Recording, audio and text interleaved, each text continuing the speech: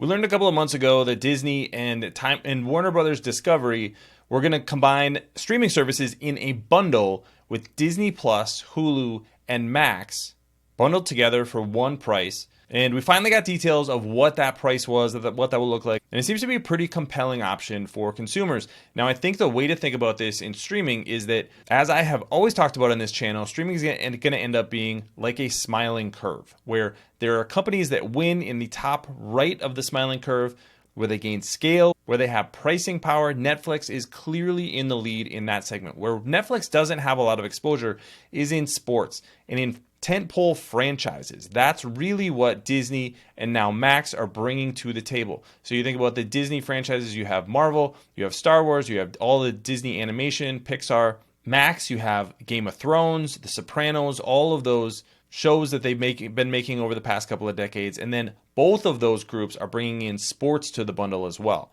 So that's why I think Disney in particular, and now with Max kind of tagging along, can be the other winner in streaming. On the other side of the smiling curve, you have a platform like YouTube, where you're watching this right now. YouTube does not make its own content, but it is a platform for smaller creators to reach a large audience with their content. Stuck in the middle is companies like Peacock. We found out over the past week that Peacock lost 500,000 subscribers in the most recent quarter. That's even ahead of the Olympics. So that's terrible news for Peacock. You have Paramount Plus. They're kind of in no man's land. And all those other smaller streamers. So the idea is for Disney to be one of the go-to streaming bundles, and Max is kind of coming along for the ride. So I'm going to go through the details today, and I think the way to think about this as an investor, I still think that Disney is going to be the company with the most upside in streaming. It's not priced in what their potential is in streaming. Max may be able to survive, but they're definitely not the power player in this dynamic. My name is Travis William. Thanks for watching Asymmetric Investing. Please subscribe here on YouTube for all my content, and thanks to this video sponsor, The Motley Fool.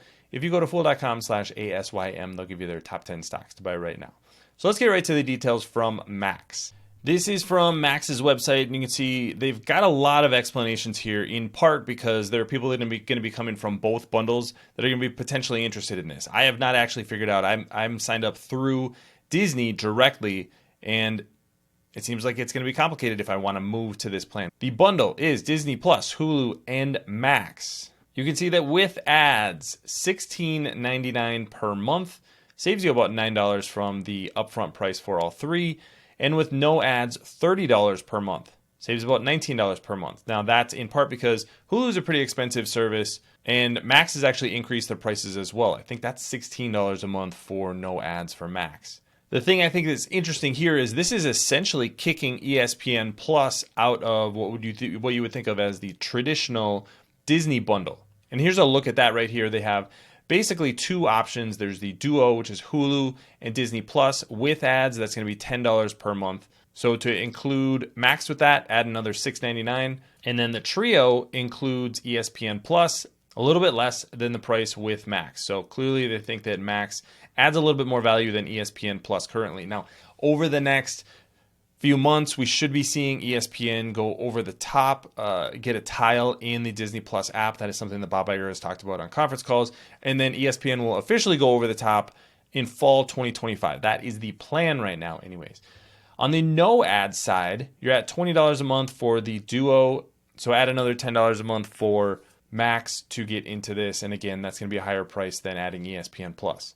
Now, given the fact that these are separate businesses, you are not going to be able to watch all these things together. They go through that here. Each app is going to have its own content offering, so you're going to have to sign into each app, and that would be Disney Plus. You can still use Hulu, but Hulu is now on Disney Plus.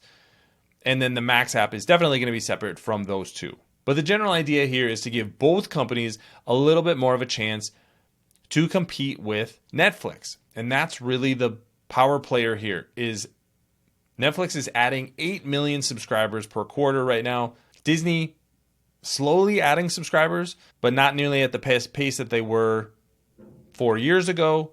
Max definitely struggling. They're going to need to get this streaming business working, especially if they are going to officially win the NBA deal.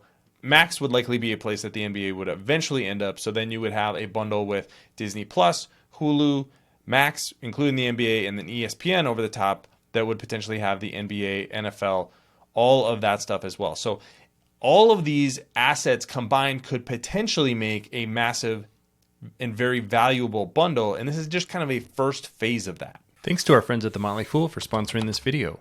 Visit fool.com/ASYM for the top 10 stocks to buy right now. Now, there are a few things to be worked out here, and from at least a strategic and financial perspective, some things that we don't quite know yet. One is going to be who is going to be taking what piece of that bundle. So there's apparently going to be two inflows. One is going to be through Max and one is going to be through Disney. And then you would presume that the person that's actually bringing the customer in would get a bigger piece of the pie. The other piece is advertising. Disney is building its own advertising platform. Actually, got a lot of that through Hulu. Max has its own advertising for its platform. We talked about the pricing difference earlier, but they don't have the same ad infrastructure. So this is something that Netflix is building their own ad infrastructure. Max is so small that it doesn't make any sense for them to do that. So they're going to be leveraging something like Disney's ad infrastructure. That would, I think, make a lot of sense from a strategic perspective, but do you want to give that kind of power to Disney if you're Max? I don't know if you necessarily have a choice, but something to keep an eye on. The other thing is this creates a pretty appealing bundle of two different companies together that I think shows that Netflix is going to now have competition from some of the players in Hollywood, and also leaves out some of those second tier companies or maybe third tier companies. I talked about a few of those earlier.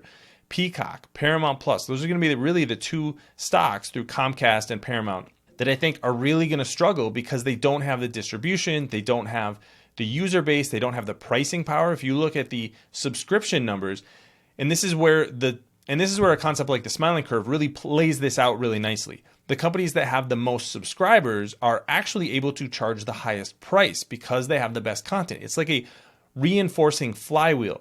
As you get more subscribers, you're able to afford better content. As you afford better content, you're able to charge a higher price because each of your subscribers values your service more.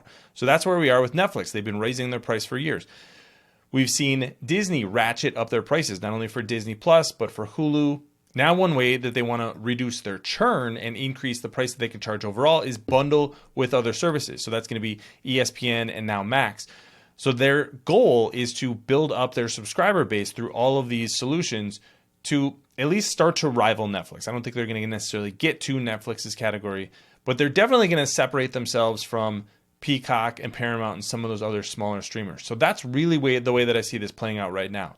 The power players are getting more powerful and the weak companies are getting even weaker. The one thing to watch this week is Peacock is going to be where a lot of the Olympic content is going to be. They were losing subscribers coming into the Olympics.